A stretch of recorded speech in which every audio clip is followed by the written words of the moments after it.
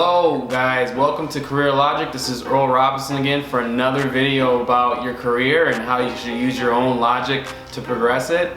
Today we're going to talk about 12 things you should never mention in an interview. So I want to talk to you about the 12 things you don't really want to say or mention in an interview.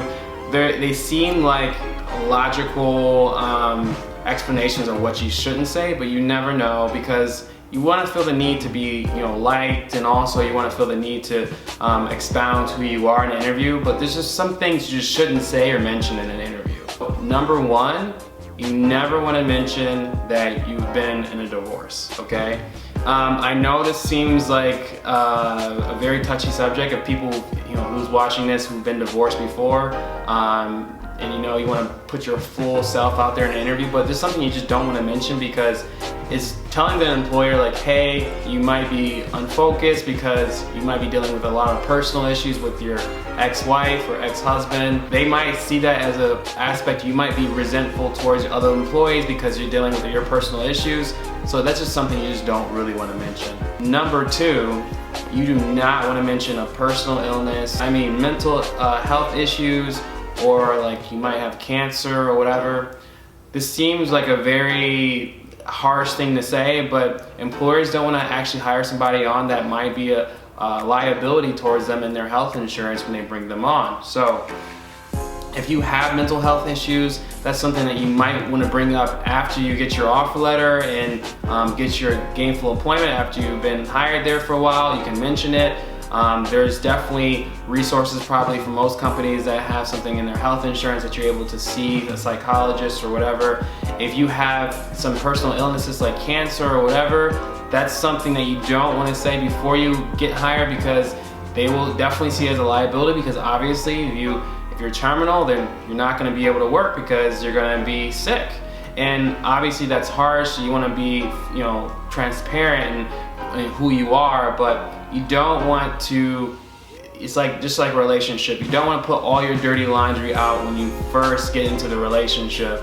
You want to kind of let it out gradually. If there's some problems, they're gonna know you for you once you're employed, and they know this is just a part of you, and they can actually make the determination like, oh, I know this person, and I know he's a quality worker. He just so happens to have this illness, right? So you don't want to do that exactly right when you're actually discussing a relationship between you and a potential employer. So number three, you don't want to mention anyone who has not been employed for a long time, or you yourself have not been employed for a long time. The employer sees your actual resume. They've known how long you work. They know how long you've been out of work. They've already went through that already. So there's no need to mention this again if you have a big gap in your employment. This is one of the things that are just things that can be unsaid, okay? I mean, if it's mentioned and they ask you like, hey, like, what's up with this gap of employment of a year or two, then you can always say like, hey, you explain it, be transparent, be truthful, but then be tactful at the same time. Hey, I had this gap in employment simply because I had a layoff of a job, or just didn't work out, and I wanted to find my passion when I was looking for work.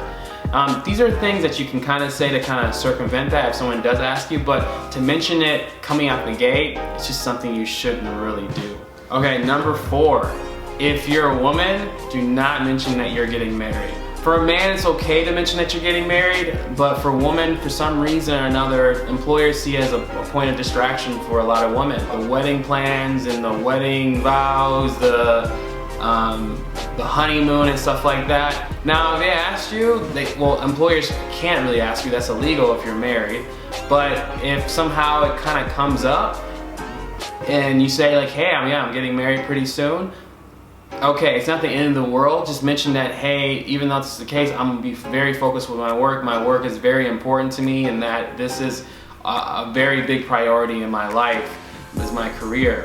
A lot of the times employers look at women who are newly engaged or they're about to get married as women who check out for a good 3 or 4 months with wedding plans. And to be honest with you, it can be the case, especially in North America. So that's one thing you want to be really careful about, when you're mentioning it in the interview. Number 5, you do not want to mention a criminal history. Some people want to be fully transparent and fully upfront about who they are. Don't get that comfortable. One thing that I really want to mention here, when you have a criminal history, it's going to be mentioned, and it's not going to be, well, it's going to be mentioned at some point in your actual journey between the actual interview and also the offer. But if you have it, it's already been thought about, it's already been said. These are conversations you have when you have the offer in hand, you have some leverage. If you don't have leverage in the interview and you mention that you have a criminal history, no matter how small it is, it still can deter the actual employer to actually want to hire you. It's one of those things that can be gone unsaid. If you have nothing good to say about yourself, don't say it at all, really, right? Just don't mention it, just don't do it, okay? Number 6, children out of wedlock. This is an awkward one, but somehow or another, people are still conservative in the employer marketplace. Unless you're working for a very off-the-wall tech company that might have some people who have some different thoughts about, you know, how employers should live their life. And it shouldn't matter how you live your life, but let's be honest.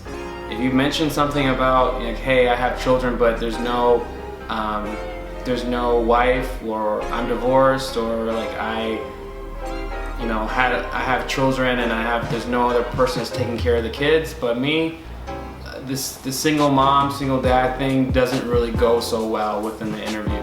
It kind of can come across that you're desperate, or how's this person going to be focused on the work if they have to take care of their kids at home by themselves, and they have to actually get childcare. If the job doesn't really necessarily pay a lot, they will think, okay, this person's probably going to want to get off early every day to pick up their kids. It's one of those things you just don't really want to mention in an interview. You kind of want to avoid it altogether. So, number 7, you don't want to mention your family in a bad light at all. You'll be surprised how many people like sing like a canary and say whatever they have on their mind when they're actually talking in an interview. But really control this urge to really splurge and tell about your family life, that things that are not really relevant to the interview, and especially things that are negative. Don't mention that your mom and dad got divorced and that you have a tough time with them. Don't mention that your dad is a bum or your mom never took care of you when you were growing up.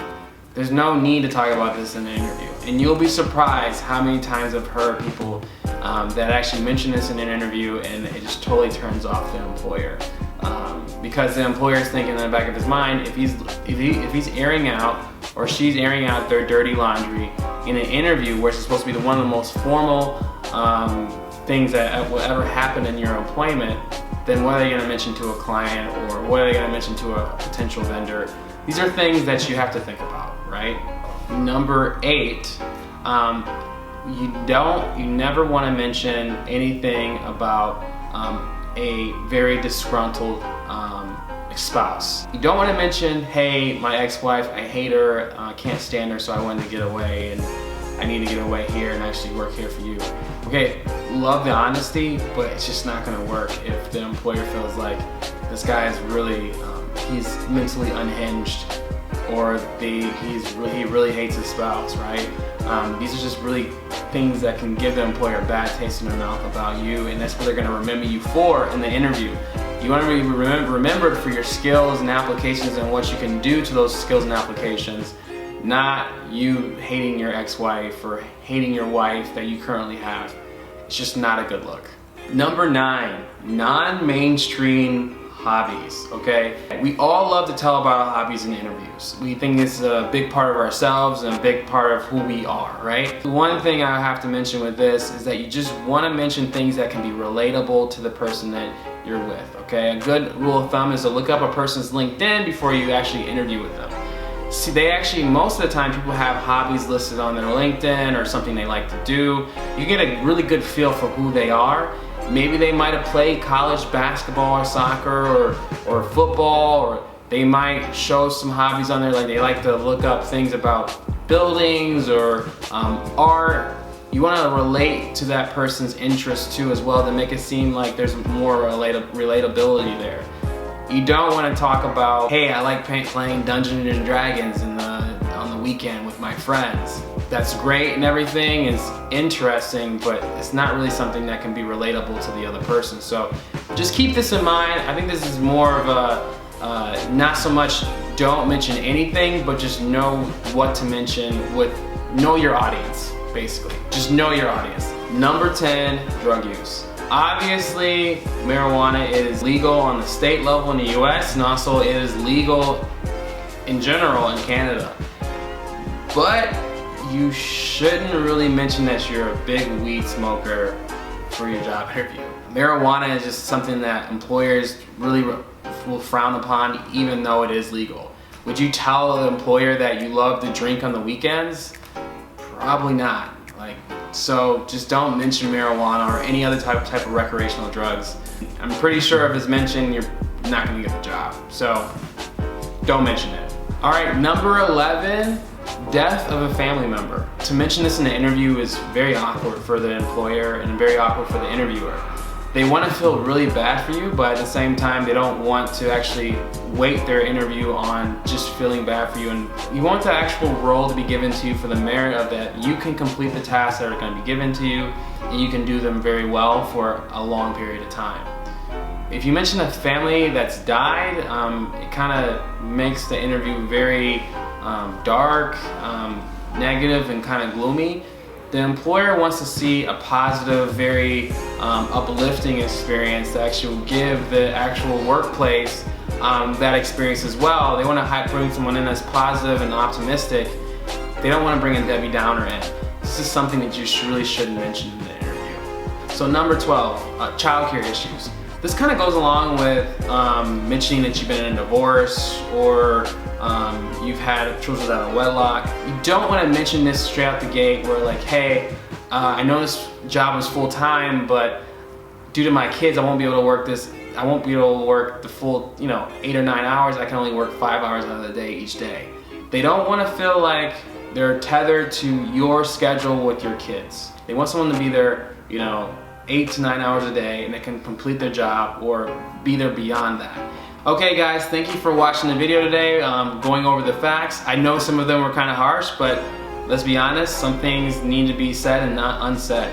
So thank you for watching. Feel free to subscribe and also hit the notification bell. Also, you can visit our website at www.careerlogic.net where we can actually serve you one-on-one if you need some help with your career and uplifting it. We have a video comes out each week, so look forward to seeing you on the next video. But thank you for coming, and I really appreciate it. And until next time.